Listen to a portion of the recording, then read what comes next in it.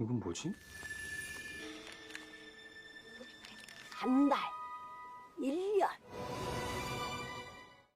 Pada episode kedua, setelah selamat dari kematian, Lee Seung-chun bertekad untuk mengubah takdirnya setelah memutuskan untuk menggunakan sendok emas, bersumpah untuk tidak berakhir seperti temannya Jin Seok. Lee Seung-chun dengan penuh semangat menggali tempat sampah untuk menemukan sendoknya yang ia buang sebelum terlambat. Dia tidak punya pilihan selain mencoba menggunakan kekuatan sendok emas. Jadi dia pergi ke rumah Hwan Taeyong dan meminta bantuan Tuan Hwan. 먹게 해주세요.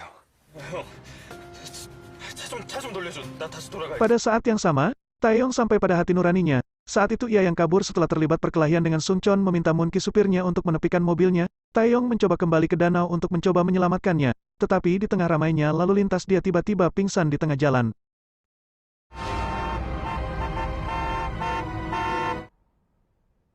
Tuan Hwan Hyeondo memberinya bantuan membawakan masakan yang berbeda untuk dia nikmati. Setelah semua hidangan disiapkan, ia mengeluarkan sendok emasnya. Lee Seung-chun buru-buru melahap makanan dengan harapan kekuatan sendok emas itu benar adanya.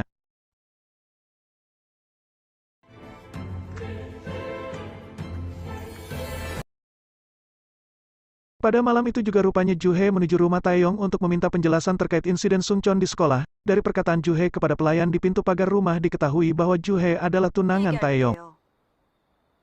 황태용 약혼녀 나주희예요. 분명 밥 3번 먹으면 바뀐다고 했는데. Untuk memastikan apakah sudah bertukar kehidupan, setelah makan dia mencoba memanggil Tuan Hwan dengan sebutan apa, yang membuatnya bingung karena dia seharusnya memanggilnya Abuji, cara yang lebih formal untuk memanggil ayah seseorang. Dia pikir sendok emas dan kekuatannya untuk membuatnya kaya adalah bohong belaka, hingga ia memutuskan untuk pamit pulang. 죄송합니다. 제가 바보 같은 소리를 했네요. Sampai saat Ju-hye datang, mereka berpapasan dan memanggilnya dengan nama Hwan Taeyong, dan sekaligus mendaratkan tamparan ke mukanya karena telah memfitnah Seung-chun. 방금 나한테 뭐라고 했어? 왜? 욕 먹으니까 기분 나빠? Tuan Hwan juga menambah kebingungan Seung-chun saat dia memanggilnya Hwan Taeyong. Saat itu Seung-chun menyadari bahwa dia telah berhasil bertukar kehidupan dengan Hwan Taeyong. 진짜 막혔어. Tak lama kemudian datang petugas polisi untuk menginterogasi Taeyong terkait menghilangnya seorang murid bernama Seung-chun di dekat danau. Mendengar anaknya akan dibawa dan diinterogasi, Tuan Hyeondo menyuruh istrinya menghubungi pengacara untuk mendampingi Taeyong. Di kantor polisi Seung-chun yang kini bertukar kehidupan menjadi Taeyong mengatakan hanya bertengkar kecil, karena polisi yang terus-menerus dengan pertanyaan bertubi-tubi, membuat sang pengacara keberatan dan angkat bicara mengatakan hanya sebagai saksi. Mengira tak mau bekerja sama akhirnya polisi mengeluarkan bukti berupa video di mana Taeyong berusaha menyelamatkan Seung-chun. Keajaiban sendok emas benar-benar terbukti karena dalam video itu Taeyong dan dirinya juga bertukar tempat. Sementara itu di tempat kejadian para polisi melakukan pencarian bahkan menyelam untuk mencari keberadaan Seung-chun. Mendengar kabar itu keluarga Seung-chun mendatangi kantor polisi. Sang ibu nampak shock mendengar berita bahwa anaknya tercebur ke dalam danau. Sang ibu kini bahkan tak mengenali Seung-chun sebagai anak kandungnya lagi. Ia mengira bahwa itu Taeyong dan begitu juga sebaliknya. 너 뭐 아는 거 없어? 이봐, 너도 물에 빠진 거. Seung-chun tak kuasa menahan air mata ketika ibunya menghampiri. Namun pengacara menyuruh Seung-chun pergi karena mereka mulai curiga bahwa Taeyong yang mendorong Seung-chun ke dalam danau.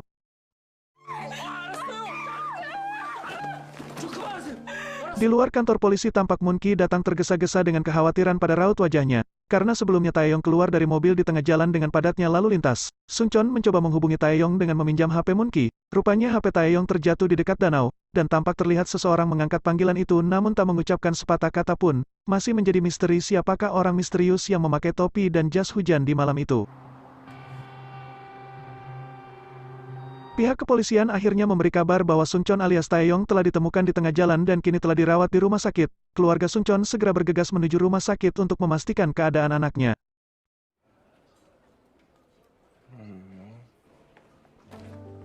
Seung-chun pun mengunjungi Taeyong di rumah sakit, yang tampaknya bingung dengan semua yang terjadi.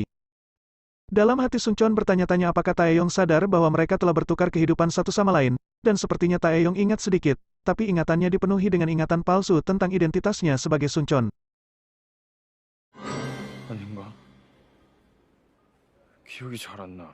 Setelah kejadian ini Taeyong alias Seung-chun meminta Tuan Hyeondo yang kini menjadi ayahnya meminta pihak sekolah mencabut gugatan agar Seung-chun tidak dikeluarkan dari sekolah. Moon-ki menemui Tuan Hyeondo melaporkan bahwa kemungkinan saksi yang menyebarkan video itu adalah teman sekolah Taeyong yang akan mengganggunya. Tuan Hyeondo pun menyuruh Moon-ki untuk mencari saksi tersebut. Pulang dari rumah sakit, Sungchon yang kini pulang ke rumah Taeyong tampak terperangah melihat dalam rumah yang begitu megah. Meski dia masih kagok dengan rumahnya, ia mencoba untuk pelan-pelan mengenali situasi rumahnya, dan ketika mencari kamar Taeyong, Sungchon malah salah masuk ke kamar ibu tirinya yang lagi berganti pakaian. 야, 너 뭐야? 너 녹화 안 해? Sungchon pun beralasan jika ia hanya ingin meminta maaf karena telah membuat Yongsin khawatir. Hari itu memang sikap Taeyong terlihat aneh di hadapan keluarganya, karena untuk pertama kalinya ia meminta maaf dan memanggil bundanya dengan sebutan ibu. 황태영 맞아? Setelah keluar dari kamar Yongsin, Sungchon bertemu Moon-ki dan meminta dena rumah dan data pegawai di rumahnya. Sungchon beralasan membutuhkan data itu untuk tugas sekolah dan ingin mendisiplinkan para pegawainya. 직원들 기강 좀 잡을까 해서요. Moon-ki yang mengantar Taeyong ke kamarnya tampak merasa aneh, karena untuk pertama kalinya Taeyong berbicara formal kepadanya. Moon-ki pun memaklumi karena ini hari yang berat bagi Taeyong. 우리 도련님, 오늘 Sungchon sangat senang dengan kehidupan baru yang akan dia jalani. Di dalam kamar ia melihat foto Taeyong yang juga berubah menjadi foto dirinya, seperti yang pernah nenek tua katakan jika keadaan sekitar akan berubah dan terlihat normal kecuali Sungchon sendiri. Kemudian ia mengeluarkan sendok emas dan melihat angka 30 terukir di gagang sendok. Dia mengingat kata-kata wanita tua yang mengatakan bahwa dia akan diberikan 3 kesempatan untuk kembali ke orang tua aslinya. Pertama dalam 30 hari, kedua dalam 1 tahun dan ketiga dalam 10 tahun. Begitu jam 12 berdentang, dia melihat angka pada sendok berubah menjadi 29. Itu menandakan hari yang tersisa. 진짜 신기해. Keesokan harinya, dia berjalan ke sekolah dan melihat semua orang menatapnya. Sungchon akhirnya mengetahui jika Juhe yang kini satu sekolah dengannya adalah anak dari pemilik UBS TV yang terkenal. Sungchon kemudian berjalan ke kelas tetapi secara tidak sengaja duduk di kursi aslinya yang membingungkan semua teman-temannya. 왜 거기 앉아? 거기 저 승천이 자리잖아. 어? Pengganggu sebelumnya Park Jang-gun kemudian mencoba menyanjungnya seperti yang dia lakukan sebelumnya untuk Taeyong, tapi Sungchon mengabaikannya. Kemudian dia dipanggil ke kantor kepala sekolah untuk membicarakan masalah pemerasan tempo hari. Dalam pertemuan itu akhirnya Sungchon mengetahui jika kepala sekolah dan para guru selalu membenarkan murid-murid yang memenuhi syarat walaupun tahu jika semua itu adalah fitnah. 그거부터 고민해 보시죠. Sungchon melihat Jang-gun menggertak teman-temannya semenjak dirinya bertukar nasib dengan Taeyong. Sungchon menggunakan kekuasaannya untuk membalas Park Jang-gun yang sering membulinya. Ia bahkan membantu teman-teman miskinnya yang menjadi korban perundungan. 가봐. 고마워 태영아. 태영아. Tapi saat pergi, dia bertemu Juhi yang memperingatkan dia untuk tidak menyusahkan Sungchon. Nah Juhi yang dulu menyukai Sungchon kini berbalik menyukai Taeyong yang kini bertukar kehidupan. Tapi bukannya menjawab, Sungchon mempertanyakan mengapa putri dari keluarga kaya bekerja di sebuah supermarket. Dia bingung dengan kekhawatirannya untuk Sungchon, tetapi saat pergi dia dihentikan oleh Yojin yang mengatakan kepada Sungchon bahwa Juhe sangat membelanya karena alasan seorang teman siswa SMP sebelumnya meninggal. Sungchon tidak tertarik dengan ceritanya dan ingin pergi. Tapi Yojin menghentikannya dan akhirnya menciumnya yang membuat Sungchon bingung. Di tempat lain, Taeyong terbangun di rumah Sungchon dan jelas bahwa ingatannya belum sepenuhnya berubah. Namun perlahan dengan orang-orang di sekitarnya, dia mulai menerima kenangan baru yang datang kepadanya. 자자. 누워. Perlahan Sungchon beradaptasi dengan kehidupannya di rumah Taeyong dan dia bisa menyadari, orang seperti apa Hyeondo sebenarnya.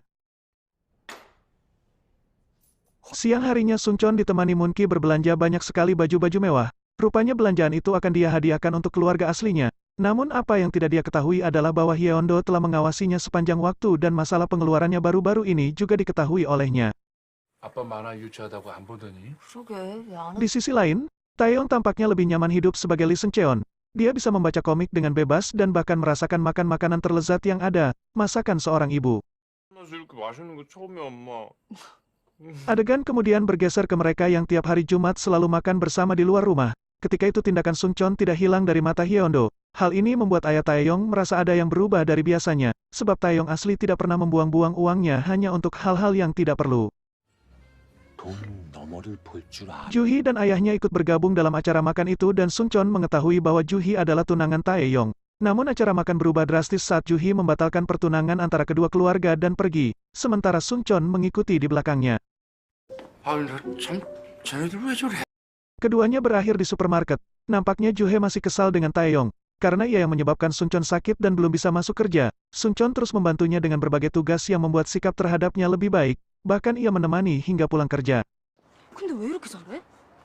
그러게. Namun, sesampainya di rumah, Juhe dimarahi oleh kakak laki-lakinya karena Juhe membatalkan pertunangan. Tuan Yeondo menarik investasi dan perusahaannya terancam bangkrut, hingga diselamatkan oleh ayahnya yang juga mengungkapkan kekecewaannya. Sunchon memergoki ibu tiri Taeyong yang nampak mencari sesuatu di kamarnya. Setelah Yongsin pergi, dia dengan cepat memeriksa apakah sendok itu masih di tempatnya. Dia kemudian secara tidak sengaja membuka laci rahasia di mana foto ibu kandung Taeyong dan gambar Juhye ditemukan.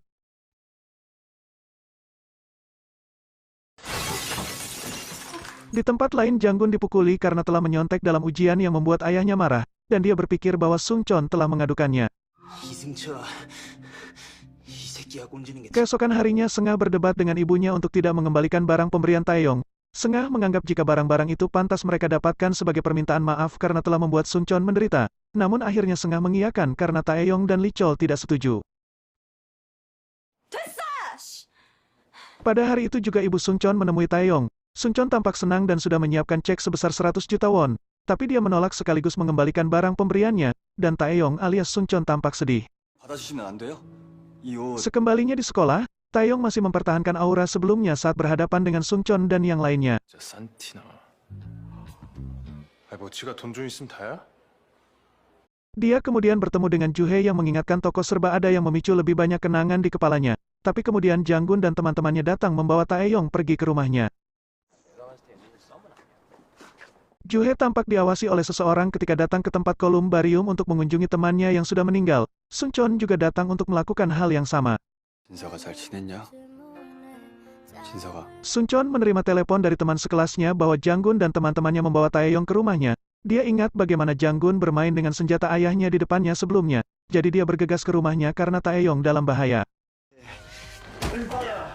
Setelah sampai di sana, dia menghentikan ulat Janggun dan mengambil senapan. Sunchon kemudian mengisinya dengan peluru dan mengarahkannya ke arah Janggun hingga terdengar suara tembakan.